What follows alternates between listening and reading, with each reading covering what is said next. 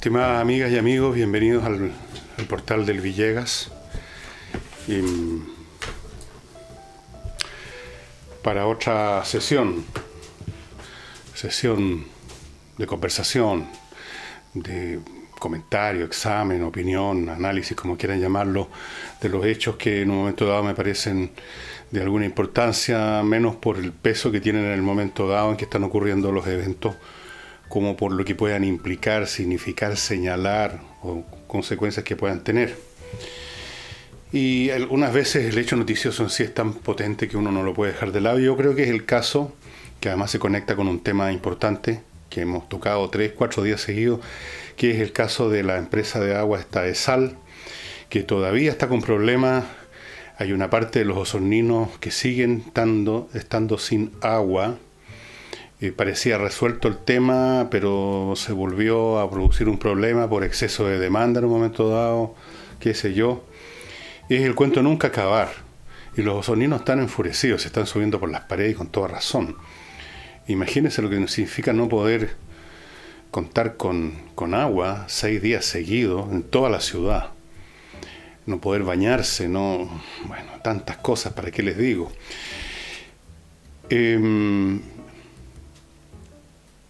Ahora se está debatiendo de Frentón y se han subido a esto políticos, congresales de todos los lados, porque nadie quiere ponerse en mala con los osorninos, con los electores de ahí o de cualquier parte del país, que sienten solidaridad, que entienden el problema, como si lo estuvieran viviendo. Es un problema que se puede sentir y se puede concebir como común. No pueden haber distintos pareceres políticos respecto a eso. Entonces, todo el mundo, políticos, comunicadores, autoridades de gobierno, están debatiendo. La idea está circulando con cada vez más fuerza de caducar la concesión de esta empresa. Y yo he estado, siguiendo este tema, viendo lo que dicen unos y otros. Y lo que no veo es alguien que tenga claro qué se hace después que se caduque la concesión de esta empresa. Alguien pidió por ahí, porque ahora llegó el momento de lucirse frente a los osorninos y frente a los chilenos en general, haciendo alardes de extrema preocupación e indignación con la empresa. Porque una cosa es la indignación auténtica de los que han sufrido y están sufriendo este problema, y otra es la indignación conveniente de los señores políticos que quieren que se les recuerde como que estaban al lado de las víctimas de este desafuero de la empresa. Entonces, alguien por ahí dijo que había que declarar Osorno zona de catástrofe. Y la pregunta que uno se hace es, ¿qué cambia eso? Dicen, cuando hay zona de catástrofe, hay una serie de protocolos legales en virtud de los cuales pueden llegar más recursos. Sí, pero ¿qué se hace con esos recursos con el tema del agua específicamente? Aquí no se trata de que hubo un temblor, se declara zona de catástrofe y llega más plata que se puede emplear directamente en comprar alimentos, en comprar, ropa de cama, en comprar, en iniciar la reconstrucción. Son cosas que se pueden hacer con esos recursos adicionales. Pero ¿de dónde sale el agua adicional con la zona de catástrofe? Porque si me dicen, se ponen más camiones de aljibe, perdón, pero no se necesita declarar zona de catástrofe para poner en acción carros aljibe. O sea, yo supongo que ya lo están haciendo. Y si no, es que se pasan de inepto.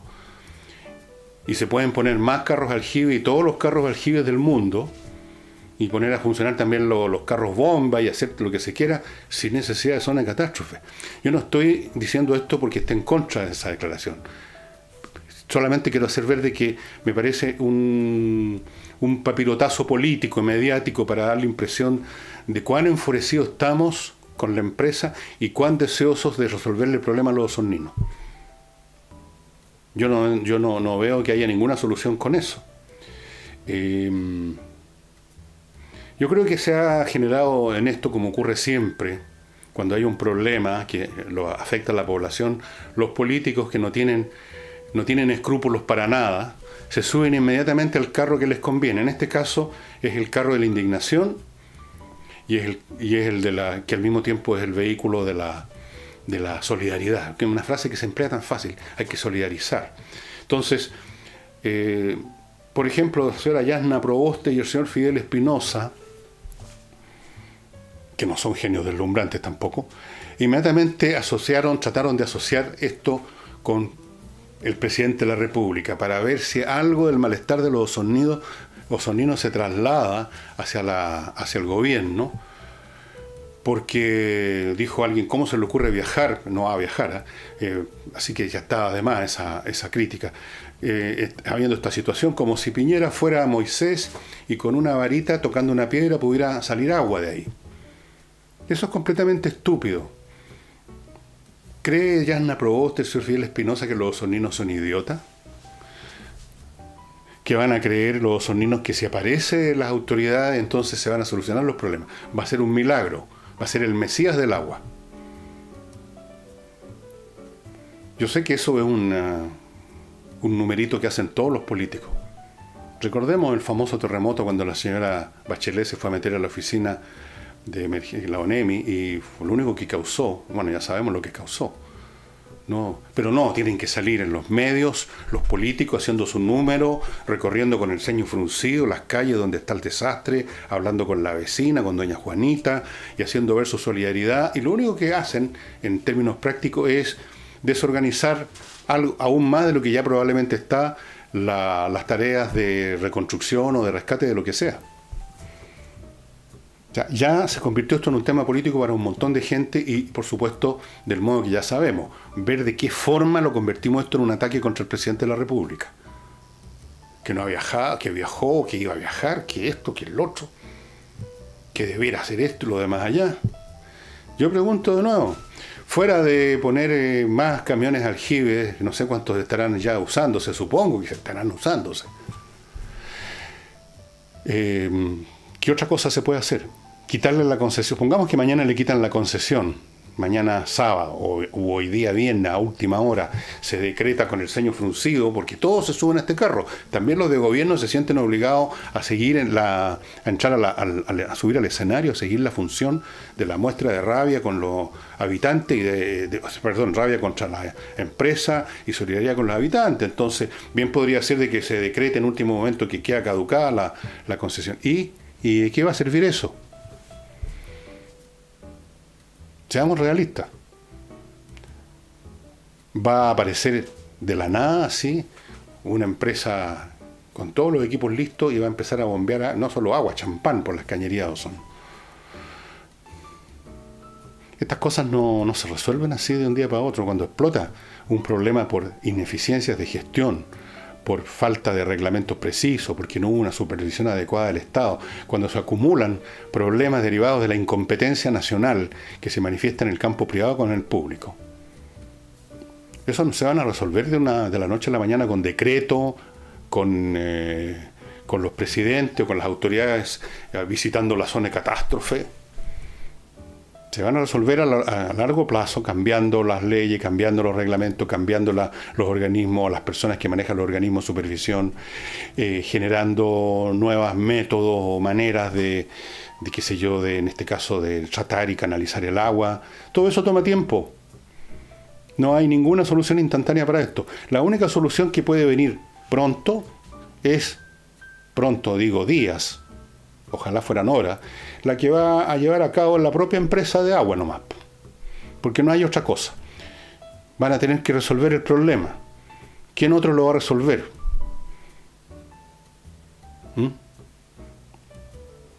Estos casos en que cuando una ineptitud generalizada finalmente explota con una crisis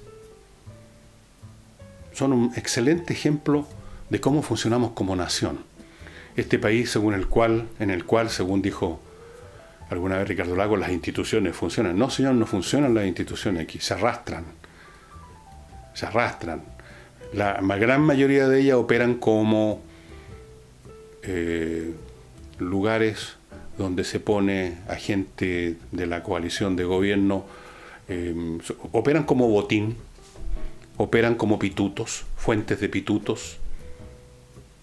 No operan bien, no funcionan bien, funcionan a media, a veces no funcionan en absoluto y son costosas, constituyen un peso aplastante desde el punto de vista financiero para los ciudadanos productivos de este país.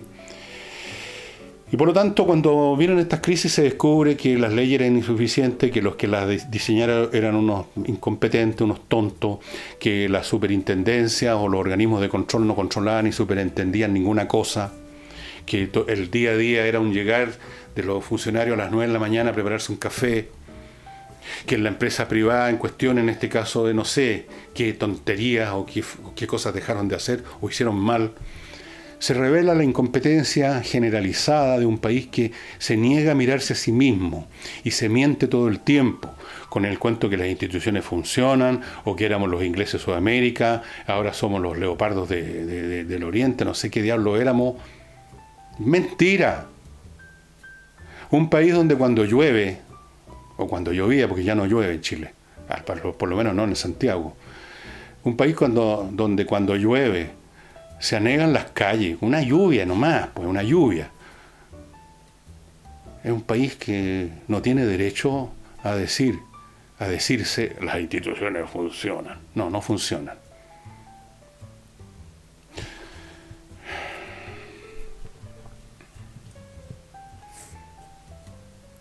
Vamos ahora a mis sponsors que hacen posible este programa, y eso sí que esto es más real que en ninguna parte que ustedes escuchen esa expresión.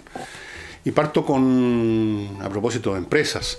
Si usted quiere que la incompetencia no florezca dentro de su empresa también, en el sector más complicado y delicado que es la administración, la contabilidad, todo eso póngase en manos de gente que se conoce de memoria esta pega, porque la desarrollaron, la aprendieron, la experimentaron y la maduraron en grandes empresas internacionales, donde los incompetentes no duran ni un minuto, salen volando por la ventana. Los fundadores de Controller son contadores auditores que trabajaron 20 años en empresas internacionales, conocen el asunto bien y están disponibles para hacerse cargo de la gestión administrativa de su empresa, cualquiera que sea su tamaño, grande, pequeño, mediano, etcétera, incluso una empresa que recién empieza, gracias a los esfuerzos de eso que ahora llaman los emprendedores. No espera que le pase el próximo problema, pues no espere que se le acabe el agua, no espere que le vengan a cobrar, que le vengan a pasar unas multas, no espere que los empleados se le suban por las paredes porque no se pagaron en el día adecuado los sueldos, no espere que se produzcan los problemas, póngase en manos de Controller. Ellos tienen distintos planes, se pueden comprometer en mayor o menor intensidad, una asesoría más distante o más cercana, más estrecha, para que su sistema de contabilidad y administración funcione a la perfección y no tenga problemas. Llámelos, aquí están los teléfonos, ahí está el mail, no le cuesta nada agarrar el teléfono, marcar y hablar. Mire qué fácil, vea qué pueden hacer por usted, de seguro, mucho. Controller. Y también cuando se trata de... Hay otras cosas donde se requiere gente que tenga realmente competencia en lo que hace, que una cualidad cada vez más difícil de encontrar en nuestro país después de 2 o 3 generaciones de pésima educación. Usted quiere vender su casa, su departamento, su terreno, lo que sea. Hayes, señores, señoras, es el corredor más rápido de todo el oeste. Vende rápido porque sabe vender. Sabe vender porque le gusta, y porque le gusta lleva como 20 años, un poco más de 20 años en este negocio, lo conoce al revés y al derecho y entrega resultados en el momento que usted los necesita, no en 2 años más, ahora. Lo mismo para arrendar. Él le encuentra un arrendatario que va a ser honesto, que va a pagar a tiempo, que no le va a demoler su propiedad. Y si usted tiene muchas propiedades, póngase en manos de él para que le administre esas propiedades en vez de estar usted yendo de lugar en lugar a cobrar el arriendo y escuchar las quejas. Hey es excelente en eso. Y Hey les dice también que en su página de Instagram, que ustedes están viendo a mi izquierda la dirección, si quieren hacen pausa y me dejan a mí 1, 2, 3 momia y la anotan, tiene ahí unas imágenes de propiedades filete, para quienes están no que deseando vender, sino que comprar algo, échenle una miradita a lo que tiene en cartera Hey. Y sí, el tema de la competencia también es más que importante, es absolutamente esencial en el campo legal, cuando uno se tiene que enfrentar a un juez contra un adversario que también tiene un abogado, y lo que uno está arriesgando es dinero y a veces incluso la libertad. Póngase en manos de abogados realmente buenos cuando se trata de casos civiles. Dejemos de lado los casos penales. Si usted le pegó un balazo a alguien, eso es otro tema. Temas laborales tampoco. Temas civiles, temas de familia, temas de herencia, temas de contrato. Todas esas cuestiones en que son la mayoría de los casos en que nos vemos involucrados los ciudadanos comunes y corrientes, póngase en manos de Salinas y Ojeda. Ustedes están viendo la dirección, los teléfonos, todo. Salinas y Ojeda es una oficina que se especializó en estas materias y por lo tanto lo hacen bien y demuestra está la lista de éxitos legales que han tenido. Es tan simple como preguntar, a ver, ¿a quiénes le han ganado a usted? A todo esto. Salinas y Ojeda, estimado amigo, no pierda tiempo llamando a alguien que le recomiende a alguien, que le recomiende a alguien. Se puede meter en un problema enorme, en un cacho. Salinas y Ojeda. Y finalmente para hoy día hago mi calistenia diaria levantando estos un poco más de 10 kilos que corresponden al mejor detergente que usted pueda encontrar en Chile. Desarrollado en Chile por ingenieros químicos chilenos, es un excelente detergente y viene en esta presentación. Cuando usted lo compra por primera vez, viene en este tanque para que usted no tenga que preocuparse más de si le queda o no le queda suficiente detergente en el envase que compró la semana pasada para lavar la ropa. Aquí tiene para infinitos lavados. Cuando se le está acabando, usted llama al Lavo Club. Usted tiene pegadita la etiqueta con el teléfono, no sé, en la lavadora, por ejemplo, y le traen a casa el detergente. Y la primera vez que lo haga, le van a traer de regalo esta cosa llamada mopa, que es un trapero, simplemente así se llamaba antes en la época de mi abuelita. Un trapero super moderno, ideal. Fácil de usar, dice aquí, larga vida útil, lavable, piso flotante, parqué, cerámica, para todo. Pero lo más importante es la calidad del detergente, la comodidad de no estar a cada momento comprando y que usted no está arrojándole al medio ambiente un envase de plástico tras otro. Por lo menos en el lado de los detergentes usted ya no lo va a hacer más, se va a quedar con esto toda la vida y punto. Usted está ayudando al medio ambiente sin tener ningún costo, todo lo contrario, puros beneficios. Lavo Club, amigos, vayan llamando. ¿Qué les cuesta llamar? Pruébenlo una vez. Si no les parece, no les gusta, me decapitan. ¿Qué les parece?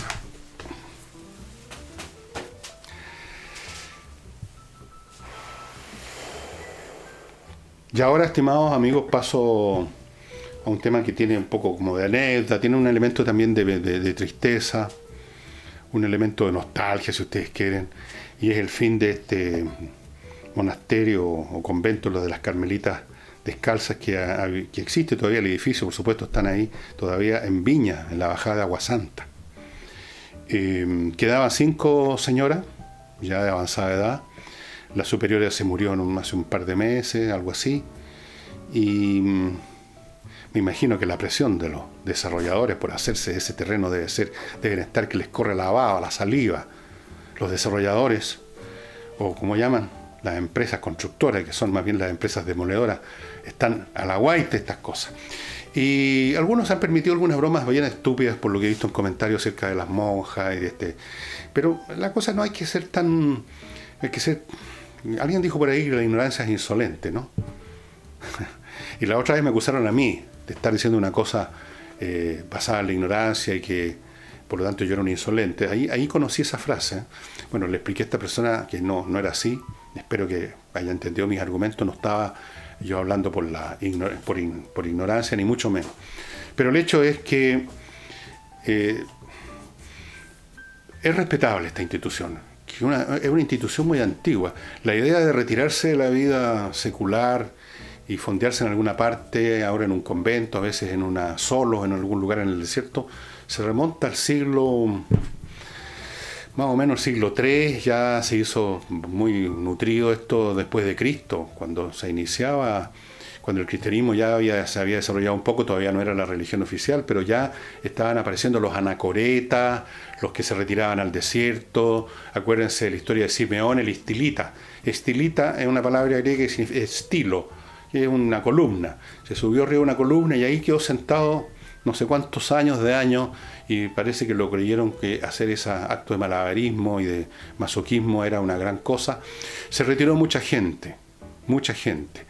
Después apareció la idea de estar juntos en algún lugar bajo una regla, bajo un reglamento específico. De ahí viene toda la institución de los monasterios, que se desarrollaron con mucha fuerza en la Edad Media y fueron muy útiles.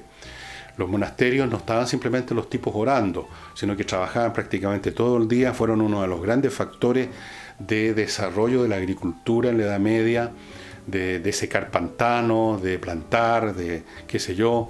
Fueron importantes también para preservar y en algunos casos destruir manuscritos de la antigüedad clásica. Habían monjes que copiaban, estaban todo el día copiando porque no había imprenta. Así que fueron, desde el punto de vista de la utilidad práctica para la sociedad, fueron muy útiles. Después esa utilidad se fue perdiendo, algunos monasterios se enriquecieron, o sea, se enriquecieron los monjes que estaban adentro. Hubo órdenes que tenían elementos militares, ¿no?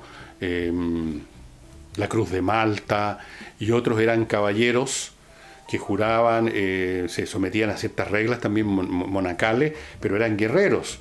Esto se desarrolló durante la época de las cruzadas. Y con el paso de los siglos se fue convirtiendo, sobre todo, especialmente los monasterios de monjas, en un depósito para señoras o hijas de familias que no tenían futuro. Es decir, como las mujeres no tenían ninguna posibilidad ocupacional en el siglo XVIII, XVII, XVI, incluso XIX, en gran parte del siglo XIX, la única cosa que podía hacer una niña era casarse. Esa era su principal ocupación, encontrar a alguien con quien casarse. O más bien dicho, la familia encontrarle a alguien con quien casarla.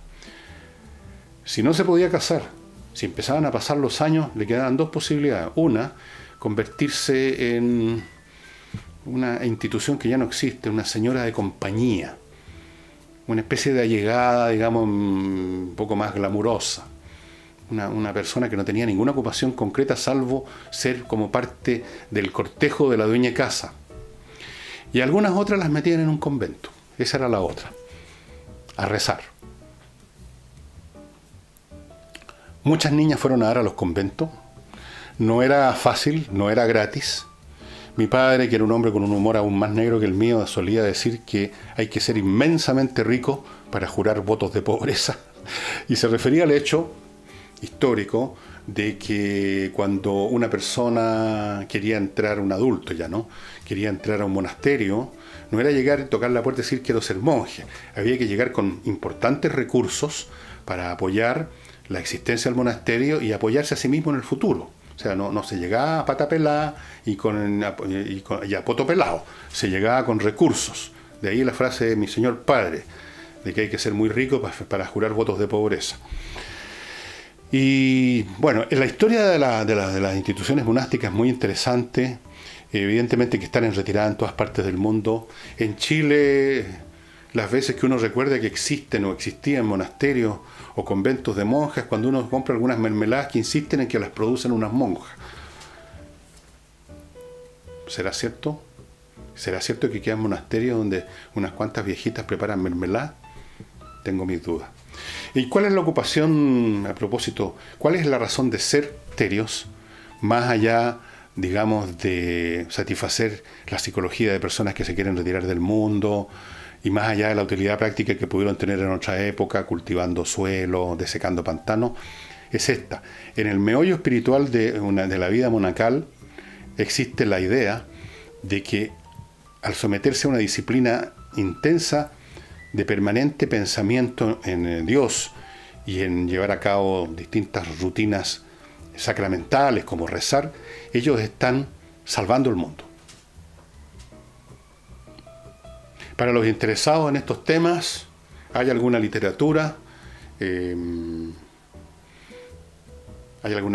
digo alguna porque no es mucha, pero aquí y allá a veces en libros de historia de la Edad Media y cosas así, aparece el tema de los conventos. Acá incluso en la historia de Chile hay algunas historias un poquito picarescas también sobre conventos y cosas que se descubrieron. Siempre existe la mitología de que hay un pasadizo secreto que comunica el convento con una iglesia para ciertas visitas nocturnas. Bueno, durante la Revolución Francesa se cerraron prácticamente todos los monasterios de Francia porque se les consideró inútiles.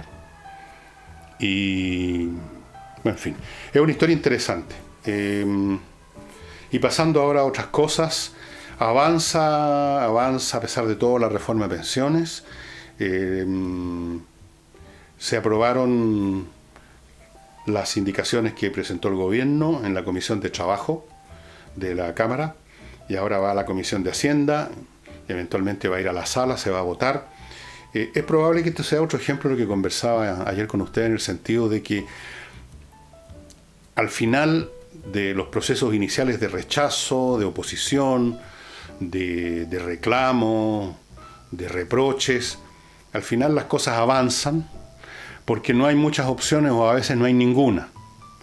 Y las opciones que hay son, digamos, de nivel táctico nomás. Es decir, se puede corregir un punto acá, se puede agregar un porcentaje acá, se puede quitar un punto por este otro lado, pero en lo principal, en lo estratégico, los proyectos que ha presentado el gobierno en todas las cosas son positivos. Olvídense ustedes de ser de derecha o de izquierda. Analícenlo fríamente, haciendo uso de la razón, y se van a dar cuenta que son productivos, protegen a la gente en muchos casos, eliminan distorsiones, promueven la inversión económica en otro tipo de proyectos, y por eso no es tan raro que se esté dando lo que les decía ayer, también con esto, de que al final el peso, la fuerza de la necesidad de las cosas, la fuerza de las cosas, la lógica de la realidad y algunas consideraciones políticas también, de no estar todo el tiempo apareciendo como los opositores perpetuos, obsesos, llevan a que despaciosamente, lentamente, mucho más lento de lo que algunos quisieran, y quizás con mejora, quizás incluso estas demoras son buenas porque permiten afinar. No vamos a decir que todo lo que la oposición plantea es por puro joder. Hay algunos puntos que son plausibles y que hay que analizarlos. Al final, las cosas van saliendo de ahí, otra astucia de la historia. Hay un tema bastante largo que no sé si alcance a tratar ahora. Calculo que me quedan unos muy pocos minutos de tarjeta, así que solamente se los voy a mencionar, creo que lo voy a tratar mañana, que es el tema de estas 4 mujeres que supuestamente el presidente Trump quiere que se vayan, las 4 congresalas que se han dado a sí mismo un nombre, The Squad, la escuadra. Unas mujeres medias, entre que se sienten medias como representativas de no sé qué cosa. Y bueno, eso es todo lo que quiero analizar, y voy a hacerlo mañana con más tiempo. Ahora sí, les quiero hablar, como dije que iba a hacer, de libros que quizás no son tan... o sea, no es que sean libros recónditos, misteriosos, como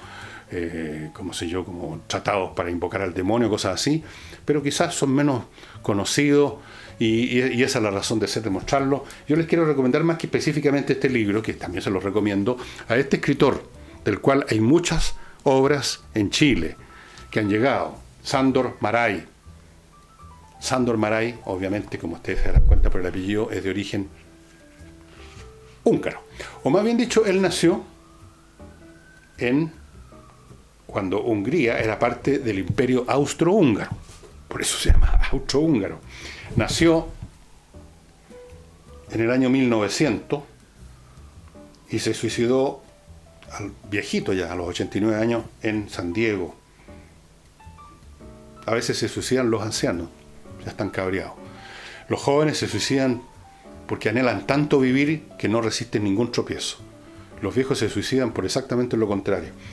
Sándor Márai es un escritor estupendo, nació, se desarrolló en esa especial cultura que era como un invernadero con plantas fragantes, pero ya empezando a descomponerse, que era el Imperio Austrohúngaro.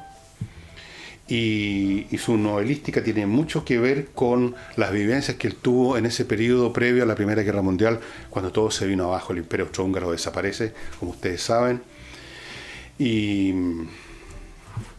otro escritor que nació, que se creció, que yo en ese imperio y en esa época previa a la Primera Guerra, es Stefan Zweig, que escribió un libro que creo que se lo he mostrado, que se llama, que es el último libro que escribió. Lo terminó de escribir un día antes de suicidarse con su señora, que son sus recuerdos de su vida. Y ahí aparece también pintado, descrito ese mundo fragante, pero con esa fragancia de una flor que ya está por marchitarse. la última fragancia que expele una flor que ya está empezando a decaer. Era el Imperio Austrohúngaro.